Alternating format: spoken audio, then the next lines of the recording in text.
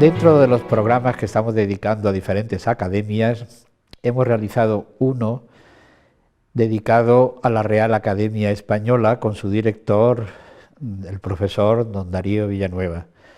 Y nos faltaba otro, que era el de la Asociación de Academias de la Lengua Española, cuyo secretario general, el profesor Humberto López Morales, nos visita hoy.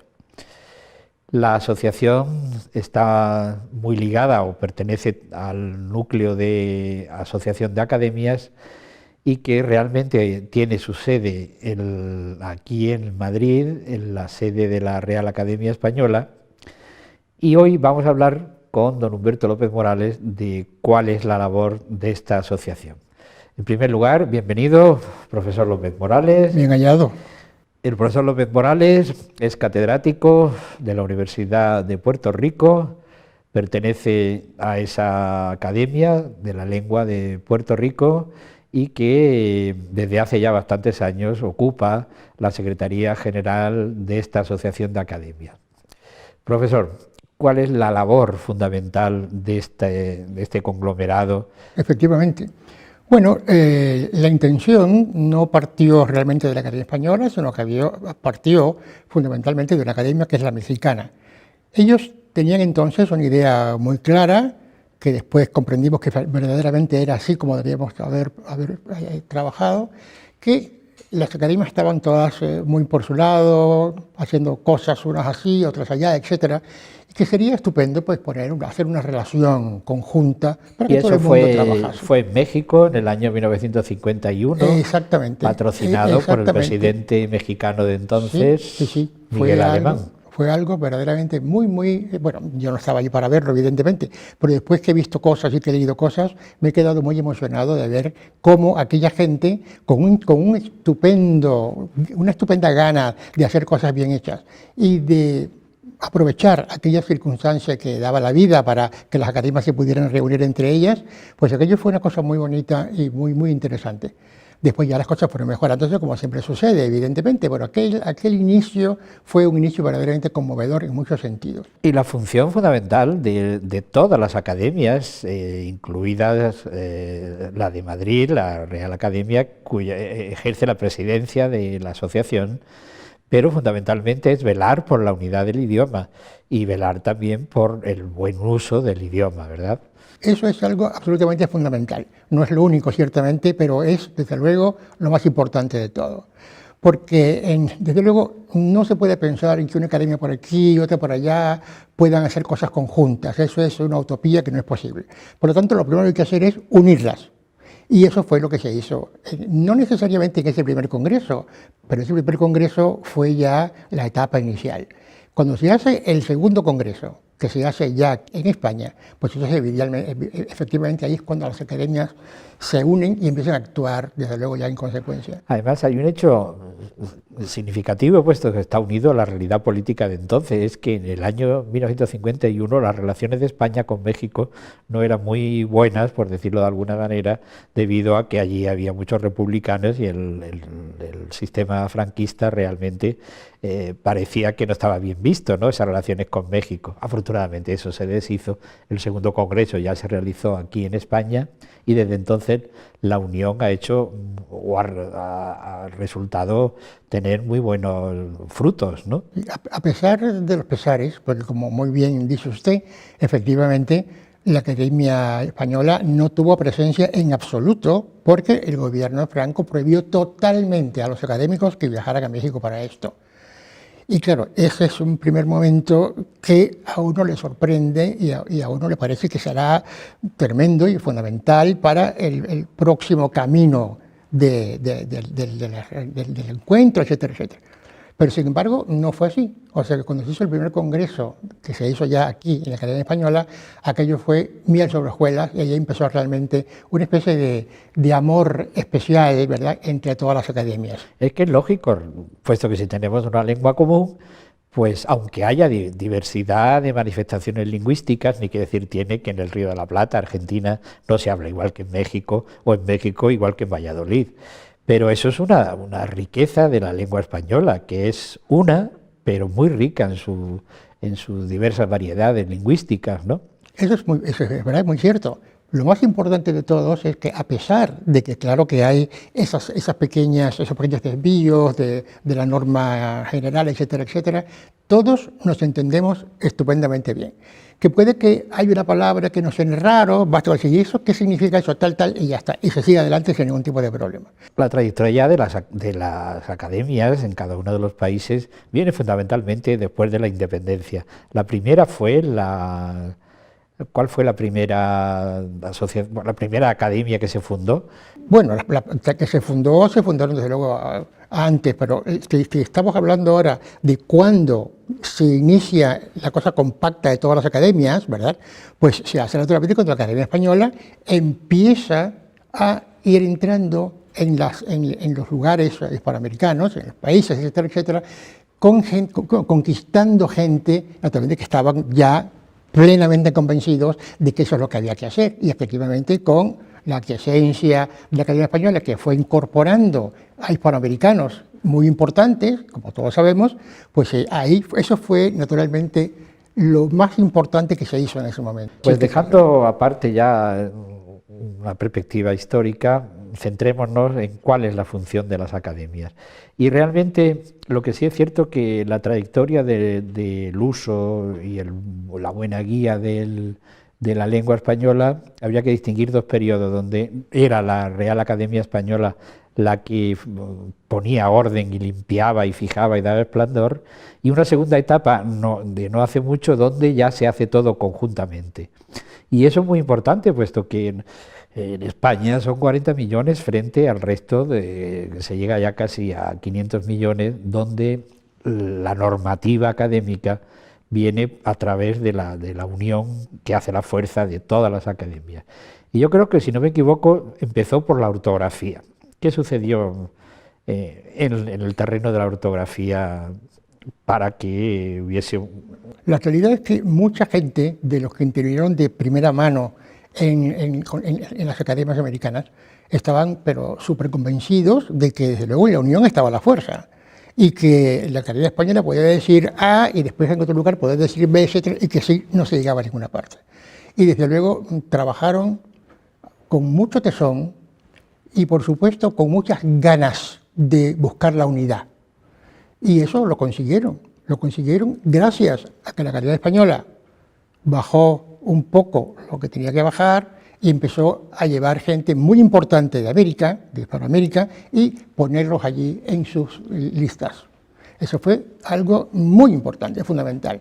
Y de ahí ya empezó entonces a congraciarse una cosa con la otra con la una, etcétera, etcétera, y comprendieron que para vivir en consonancia, que es lo que todos queríamos, ya desde aquel primer momento, había que naturalmente hacer un esfuerzo por no pensar, no, esto es lo mío es lo mejor y es lo único que va a haber, sino todo lo contrario, vamos a ver entre todos qué es lo que puede ser mejor para todos, qué es lo que más nos conviene, etcétera, etcétera. Y fueron desde luego todos. Mira que se ha acusado muchísimo de que los académicos de aquí, tal, que si son así, que si son duros, que si no. Eso es completamente falso. Bueno, hubo también por respecto a la ortografía, hubo también sus discrepancias. Me refiero al caso particular de García Márquez, que pretendía, como ya pretendió en su momento aquí en España Juan Ramón Jiménez, hacer una ortografía de tal de escribir como se oía, ¿no? No tuvo éxito ninguno en el terreno, puesto claro que es necesario siempre tener una normativa para esa unidad y fijeza del idioma, y que realmente pues ha hecho que esta ortografía saliese con el beneplácito de todas. Beneplácito que después se unió al de la gramática. Eso es muy cierto. Uno de los grandes méritos que merecen mucho aplauso de la Academia Española es que, llegado a un momento específico a lo largo de este siglo y medio, etcétera, etcétera, llegó a la conclusión de que las cosas o se hacían comúnmente entre todos o aquello no iba a ninguna parte. Eso fue una prueba de valentía extraordinaria de la Academia Española, porque anteriormente no había sido siempre así, en esos términos. Pero ahora ya todos estamos trabajando conjuntamente desde hace ya algún tiempo.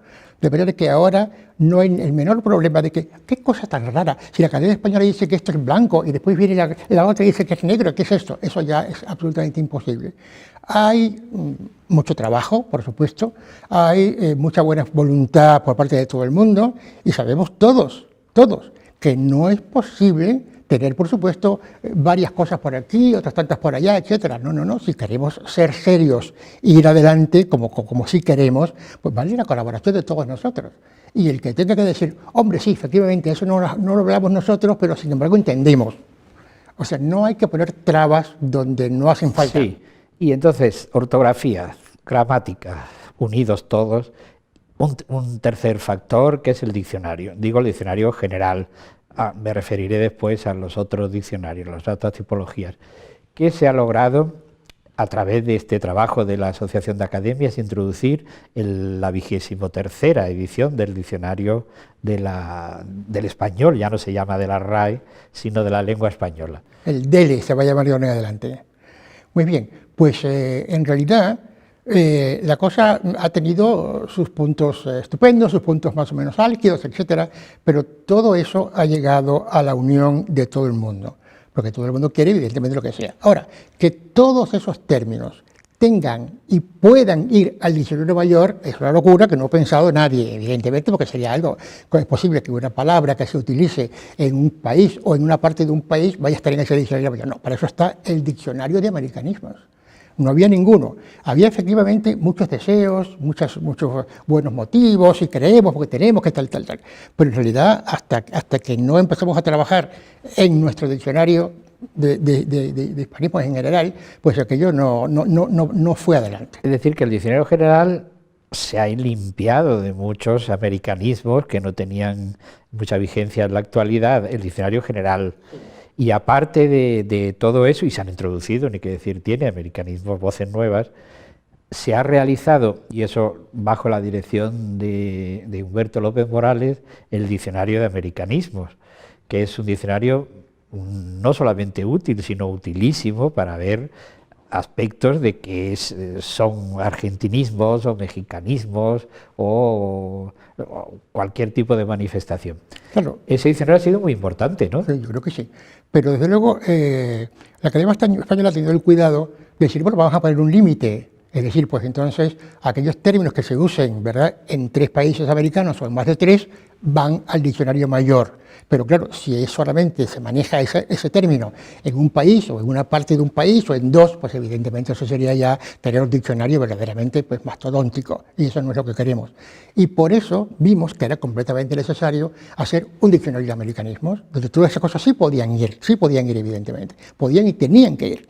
Y bueno, hemos tenido la suerte enorme de que a pesar de que se hizo con alguna premura a la hora de presentar al público ya ese diccionario de americanismos, a pesar de eso ha tenido un éxito tremendo, va por la 2ª edición y ya estamos preparando una revisión a fondo para una 3ª edición que será pues dentro de un año y medio aproximadamente. Y luego, dentro de cada una de las academias, afortunadamente, también están surgiendo una serie de trabajos muy importantes relacionados ya cada uno con su ámbito.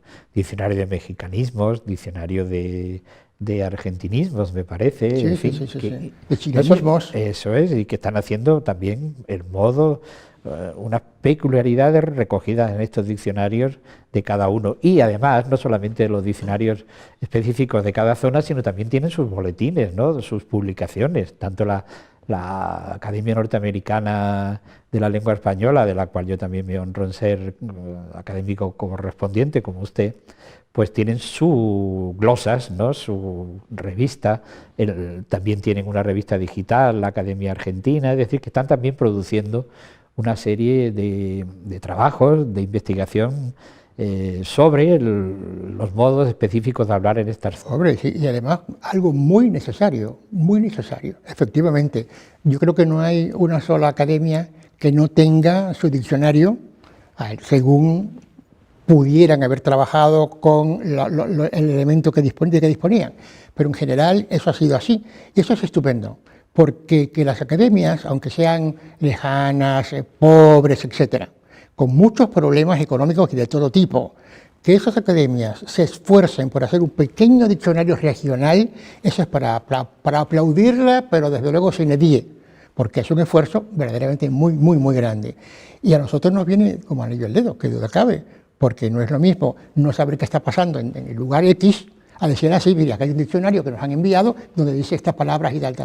Y no solamente las academias producen sus investigaciones sobre sus modos específicos de habla, sino que también a través de los congresos, que ya van bastantes, también es un modo de reunir y de ver cómo está el estado general de la lengua española.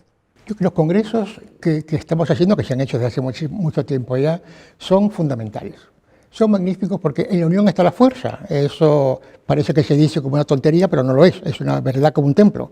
Y efectivamente las personas que puedan ir allí, por supuesto que invitamos a los directores y a otras personas que no son los directores, como pueden ser pues yo, pues lo que fuesen, 2 personas, pues eso sí, pero después hay muchas otras que sí que pueden, motu propio, que pueden ir, etcétera, y se den cuenta de lo que se trabaja, cómo se trabaja, lo que verdaderamente tenemos que hacer y lo que no tenemos que hacer, etcétera, etcétera. Yo creo que los congresos han sido y siguen siendo absolutamente fundamentales, no solamente por lo que acabo de decir, sino que además pues ayuda muchísimo a obtener amistades y dice, pero si me han dicho que está usted trabajando sobre tal cosa, y a mí también me gustaría, ¿por qué nos ponemos de acuerdo? Ese tipo de cosas que son verdaderamente muy importantes para todo absolutamente. Y dentro de esos 500 millones de hablantes hay 2 fundamentalmente que merecen al menos la atención que según considero yo.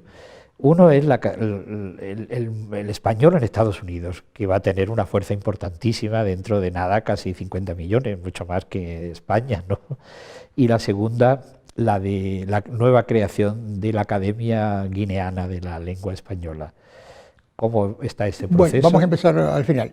Lo de la Academia Guineana está todavía en proyecto, que se verá durante un tiempo importante. El gobierno anterior de España, por ejemplo, que se negaba totalmente por miedo a que hubiese infiltraciones de otro tipo, etcétera, etcétera.